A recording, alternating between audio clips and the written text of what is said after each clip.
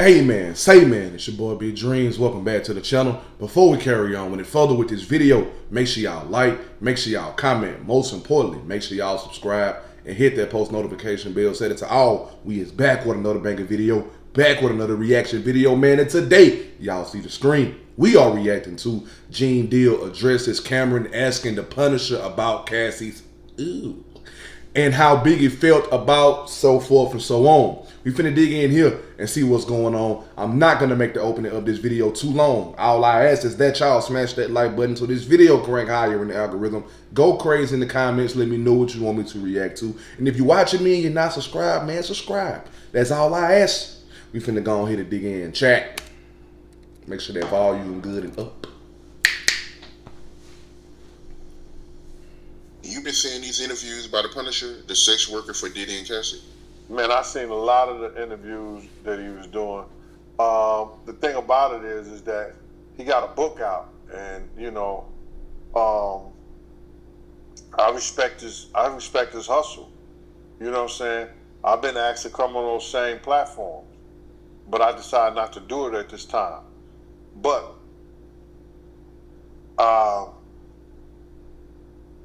had a problem with what people were saying when it came down to Cam'ron, because when I think Cam'ron was probably one of the first people to interview him, and people was going at Cam'ron because they was talking about he was shaming Cassie because she was the victim in the whole 9 yards, and Cam'ron had asked him how the panani was, the nana, the goods, how Cassie was, and people are now trying to say negative shit around Cam'ron when they don't understand that Cam'ron, when did he first become a fucking, I never heard Cam'ron say he was, what do you call that, a role model.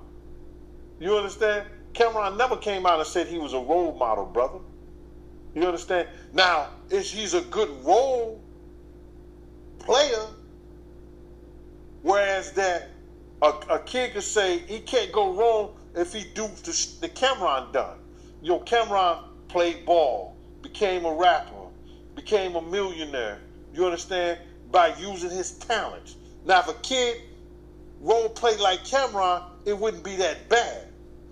But the fact that you calling him a role model, Cam'ron is just talking like dudes from Harlem would be talking on the corner. The question he asks you is questions that dudes on the corner be asking. The that he do and he say is what dudes on the corner in the hood do and they say. Listen, I get what Gene D is saying, but in a situation like this, that's not the most desirable question that you would want to ask somebody pending the situation, especially this situation right here. That ain't the question you want to ask somebody. You gonna ask him how was her down low, knowing everything that went on, and we in trial time with Diddy and Cassie on the stand and all these other people. That's not the most desirable question to ask in this moment.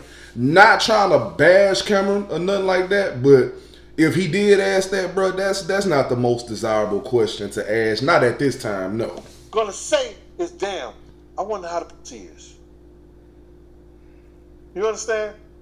Now, I wouldn't be wondering that because I heard the stories of all the diseases and all this other stuff about it. Oh. But most dudes on the corner is gonna want to know. So when he asks, so what he saying, Cassie got a disease? Is that what he's saying? Mad at him because he's being himself, and he knows what dudes on the corner is thinking, because he ran on those same corners. So you can't be mad at him because he asked those questions to a guy who was being paid to have sex with her. Evidently, to me, it must be still good. She had 3 kids and just had a baby. Congratulations, Cassie, on your 3rd child. I'm glad it's healthy. Hope it be wealthy and well for the rest of his life. Y'all don't be mad at Cam'ron for that. Cam'ron is asking where the people who come watch him talk and see, he know what they questions they want him to ask. Well, somebody. listen, look, I understand that that's his platform and everything, and he paying him to interview him and to ask him specific questions. But still, in a situation like that, if you ask me, and once again, I'm not bashing, it's just certain things that you don't ask somebody in certain moments. If you got somebody coming on your platform and you interviewing them and you paying them, of course, but they specifically tell you, hey man, look, I don't want to talk about this or that, and you still get on camera and ask them about this or that, that's wrong and disrespectful, because they now already told you from the get-go, I don't want to talk about that. I get what Gene D is saying, bro. That's his platform. Do you? But you gotta think about the moment. Think about the stories. Think about what's being said here. It's way more questions that you can ask than that particular question right there. How is her down low? Is it good? Was it this? Was it that? That's not the most desirable question, bro. I'm just being honest. I don't think that that's something that you would need to ask that man in that moment. Not at all. I don't have a problem with it, bro. Like Big said, that was his favorite Harlem rapper, Cam'ron. Yeah, Big said that. I was talking to Big the week before he died, and he was telling me how he had signed Cam'ron now, and he said, out of all those people that was a part of that whole crew with Herbie, Mace, Cam'ron, that Cam'ron was probably the Children of the Corn. Cam'ron was the nicest one. All the rest of the guys was nice, but he was like, yo, Cam'ron was his favorite out of the whole batch. Big said that. Yeah, I always heard that Big Dog Cam was nice, man. But I didn't know he was getting backlash for that interview. I ain't see anything wrong with the interview. Well, you know, we all know that Cassie was a victim. I don't think Cam'ron was victim shaming her or anything like that. He was just asking a nigga question for the niggas who watch him.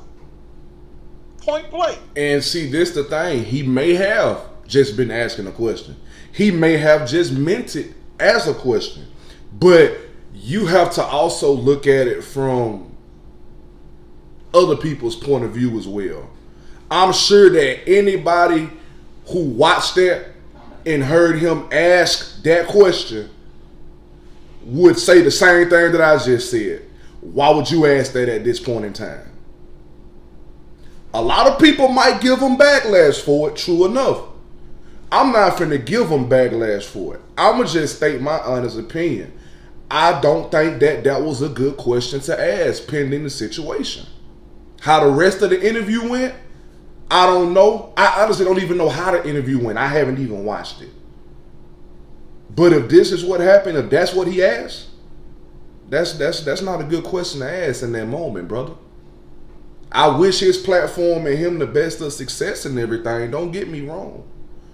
But just that's one of the moments where you have to sit down and be honest. Like, no, bro, that was a no-no. That's a big no-no. That's a big no-no in that moment. You know, he may have meant it as just a question. Yeah, true enough. I don't know his intention behind the question. He may have meant it as just a question. But no, bro, you don't ask nobody nothing like that, especially in this situation. He was asking a question for the niggas who watch him. I guess you can't be. Then again, it may have been somebody that watches his platform that really wanted to know the answer to the question. We never know. Like I said, I ain't bashing. I'm just giving my opinion on what I think. I don't think he should have asked the question. I really don't. That one. And if you is, scratch your ass and get glad.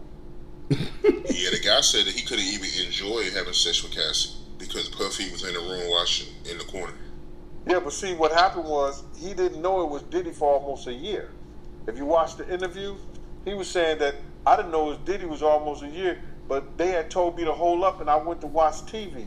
And when I went to watch TV, I seen Mr. Combs come up on the television.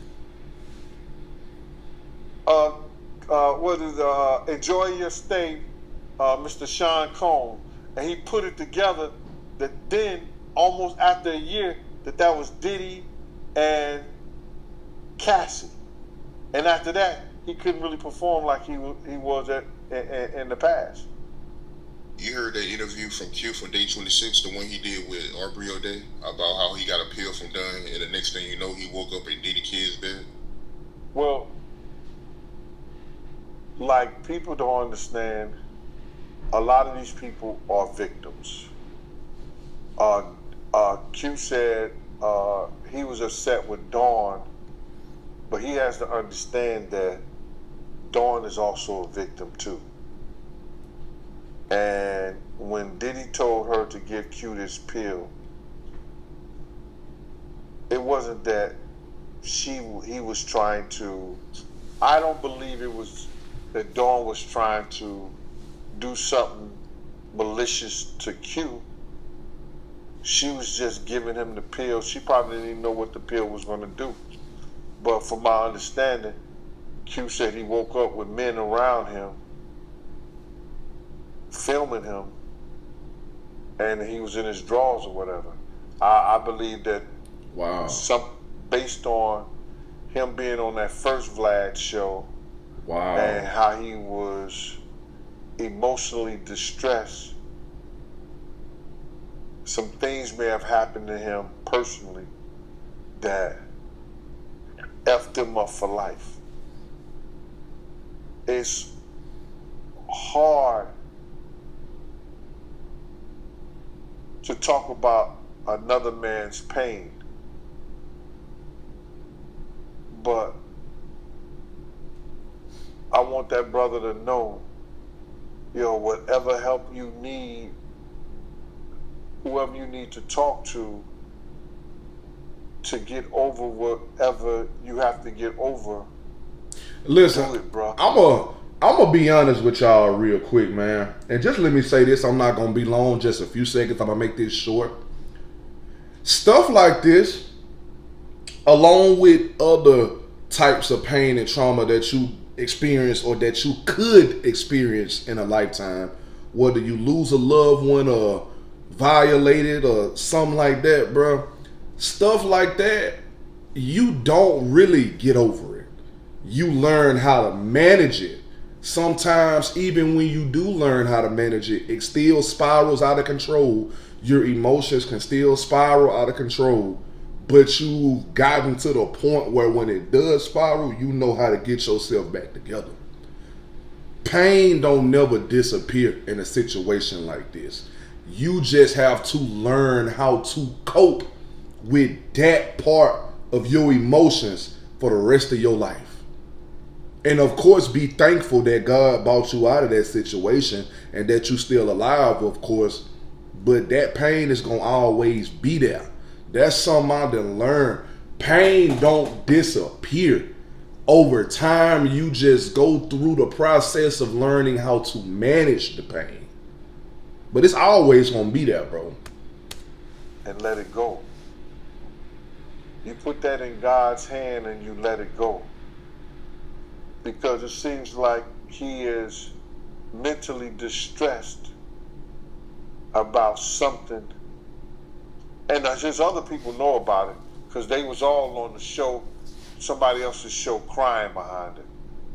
So they know what happened. And steadily trying to fight all the victims. Fight the motherfucker that victimized you. Q is hurting, bro. You can see his pain, you can hear his pain, and he has to understand that he's not to blame for none of that shit. Try to put that in God's hand, talk to somebody, and be the man that you are. I salute him for even coming out and trying to piece his life together behind whatever he thought or whatever happened to him that night. For real though, bro. You got to put it in God's hands, because putting it in God's hands is the only way that you learn how to manage it. That's the only way that you even gain the ability to manage it and control it. But listen, man, this is the end of the video. Y'all let me know what y'all think in the comments. Make sure y'all like, make sure y'all comment. Most importantly, make sure y'all subscribe and hit that post notification bell. Set it to all. All social media links will be in the description. The link to the previous reaction video will be there as well. Follow me on all my social medias. Click the link to the previous reaction video and watch that whole video after you watch this whole video. Don't forget the link to the second channel will be in the description. Click that link, go there, subscribe, and show love, because y'all will be seeing my face over there from time to time. But listen, I love y'all, and I appreciate y'all for showing me love back. And we out this thing, man, for real.